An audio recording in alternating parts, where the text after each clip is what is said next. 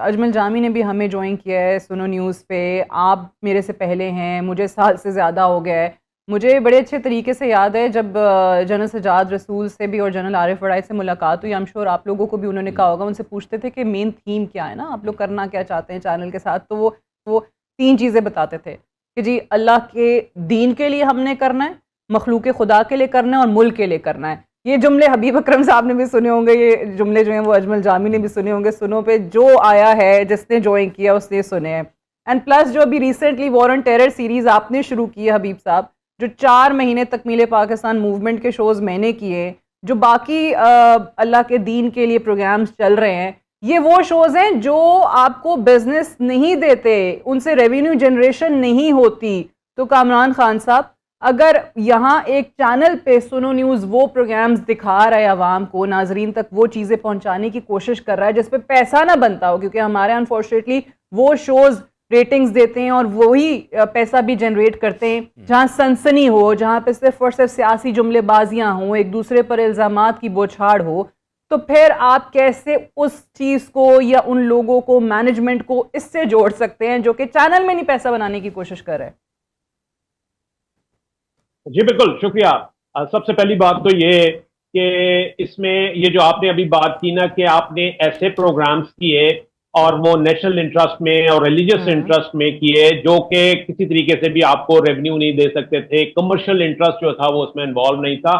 बिल्कुल यही बात पीआईए की निजकारी के हवाले से जो सीईओ हैं ब्लू वर्ल्ड सिटी के साद नजीर साहब, उन्होंने भी ये बात की कि जनाब हम ये जो पीआईए ले रहे हैं और इसका हमने इरादा किया है एक वाइट एलिमेंट को खरीदने का, तो बुनियादी तौर पर इसके लिए नेशनल इंटरेस्ट जो है वो पहले है और कमर्शियल इंटरेस्ट जो है वो बाद में है।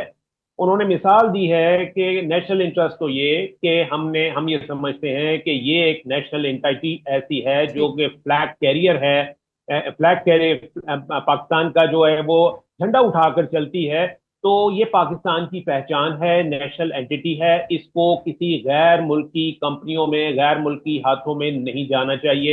एक तो ये चीज, और दूसरी बात ये कि ये इसके लिए अगर आप ये देखें कि अगर इसमें कोई फाइनेंशियल इंटरेस्ट बज़ाहिर कोई ऐसा नजर आ रहा हो या कोई दूध देने वाली गाय हो, तो ऐसी सूरत में जो 6 बिडर थे तो वो 5 कंपनियां जो कि जिनका बड़ा नाम है, जिनमें कंसोर्शियम्स भी थे बने हुए, उन्होंने क्यों पुल बैक किया अपने आप को?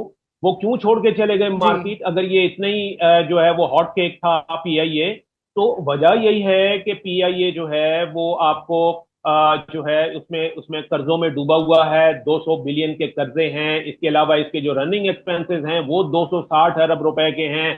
फिर वहां पर जो इस वक्त मुलाजमीन हैं, 7100 मुलाजमीन, उनको रिटेन करके रखना, उनके प्रिविलेजेस वगैरह जो हैं वो सारे। और फिर कहा तो ये जा रहा है कि यहाँ पर ऐसी पॉलिटिक्स है, इसके अंदर पीआईए के एम्प्लॉयज के अंदर भी एक जो यूनियन सिस्टम है वहां पर वो कहा जाता है कि जी एक एयर होस्टेस जो है वो भी एमडी और सीईओ को ब्लैकमेल करती है।